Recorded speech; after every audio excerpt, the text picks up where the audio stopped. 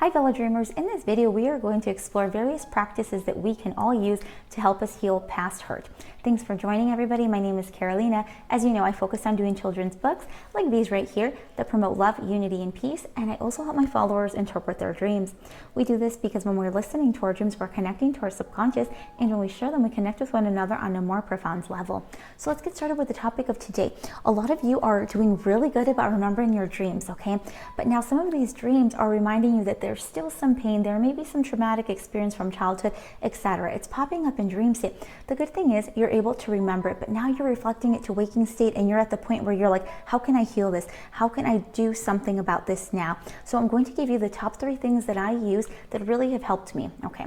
And we use this with various dreamers. So the first thing we want to do is, if you're welcome to journaling, you want to go ahead and get your journal out. This is going to be very important. I will say that before we even get into how you want to journal this, it will be a little bit uncomfortable at first, but the end result will be a very healing one and one of release. Okay, so stick with me. What you'll want to do is get your journal out and write down the dream, right? The dream that you remember that reminded you of that pain. Okay, now that you've been able to pinpoint what's going on in waking state, and you say, you know what, it's this situation from childhood that I'm still reliving in dream state causing me pain. Whatever it is, now that you can pinpoint the waking state situation that connects with this, you want to write that down. Okay, now this part is going to be a little bit painful to begin with, but write down every single thing that causes you pain about that. What is it about this memory that still causes you pain? Is there a particular individual that is still causing you pain whenever you think about them? Is it something you did or did not do? Be very specific with this, okay? The reason we want to do this is because the next part of the journaling practice is to be able to forgive and let go.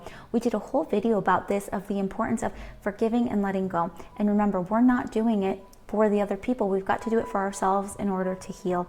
So once you've written down your list of all of those things that are causing you that pain, you're going to want to be by yourself and read those statements out loud.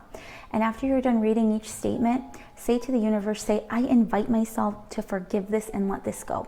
And the reason we say I invite myself to do this is because oftentimes when we're going through the practice the first time, we're really not ready to forgive and let go. We may still be very angry, we may still be very sad, etc. The emotions may be very intense. So go ahead and just accept that, but invite yourself to forgive and let go. The universe will help you, your guides will help you, but you've got to be able to say that out loud, okay? So read the phrase that's causing you pain, and then right after it say, I invite the universe to help me forgive and let go. All right. After you run through that whole list, go ahead and just set that aside. Okay. You can set it aside. Some people have burned it, whatever it is you want to do.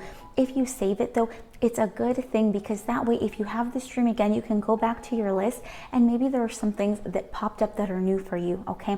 And the things that no longer are bothering you, you can have those checked off and almost have like a success list of the things that you've really been able to forgive and let go. It helps you see how much you've grown. So I suggest that you don't burn it right away. I suggest that you keep it, so that way you can see how much you've grown and how much you're evolving. All right.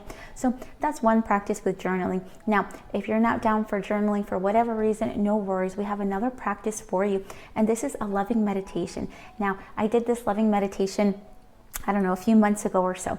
But the idea behind it is you take the situation, okay, whatever situation it is that's causing you pain. It may be a situation, it might be a person, whatever it is for you. It could even be a memory about yourself or someone else.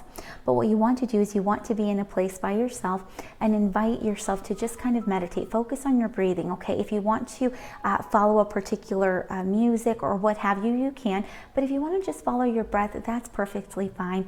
So go ahead and practice your breath. And now when we're talking about this loving meditation, what you want to do once you're relaxed and calm, you want to remember those things that are causing you pain, okay? And the reason we want to do this, look, again, this is a part of healing. So it may feel a little bit uncomfortable at first, but there will be a sense of release, okay? So while you're in this meditative state, go ahead and bring the situation up and picture yourself literally sending love to it, literally sending love to it. The reason we want to do that is because, remember, whenever something is causing us pain, something that is still really bothering us, the really underlying thing that it's saying is we need more love here. We don't have enough love. We're still operating out of fear, and that is why we see it with painful eyes, with eyes of sorrow, etc. So if you can be in that calm meditative state and you see this vision that is causing you pain, and you can imagine yourself sending love to it, okay, that is going to help you tremendously at a very deep level, okay, at a very deep level. Now, When you're done with that, close the practice. When you want to close the practice, you want to close it with loving energy again. Okay, remember, you may be crying at this point, you may be very emotional, but that's okay. Welcome those tears, because remember, that is just yourself releasing, right? You're releasing that pain. You're releasing all of those things that no longer serve you, that are holding you in a certain place, right? It's okay. It's okay. So let that go. When you get to the end of the practice, thank yourself. Thank yourself for going through the practice, and remember to say, I invite more loving energy into me. I invite myself to operate out of loving energy. Okay, you want to keep emphasizing that, because remember, the more love and light that you fill yourself with, those are the eyes you're going to see the world with, right? You're not going to be seeing things in such a negative light anymore. Why? Because you're practicing being in that loving state. Okay, and if you practice it during meditation, you can believe it's going to show up in a loving way in dream state. Okay, so remember this, whatever you practice in waking state, it can very much be amplified in dream state. Dream state will let you know, this is how we're doing, right? This is how we're doing after that practice. This is how we're doing after that journaling you did, right? So it's a whole process of healing. You should pick the one that best connects with you. But remember this, the third thing that I really want to mention is that what we're working on with journaling, with meditating, maybe for you it's painting, whatever it is, these are various practices that help us learn what works best for us. Okay, we've got to be very open to finding what is it that works for me to be able to forgive and to be able to let go of pain. And the reason we want to do this is because we want to welcome more love into our lives. And when we're filled with that anger and that frustration, etc., that's taking up so much space, right? We need to be able to forgive and let go. So as you're practicing this, let us know, what are those practices that really work for you?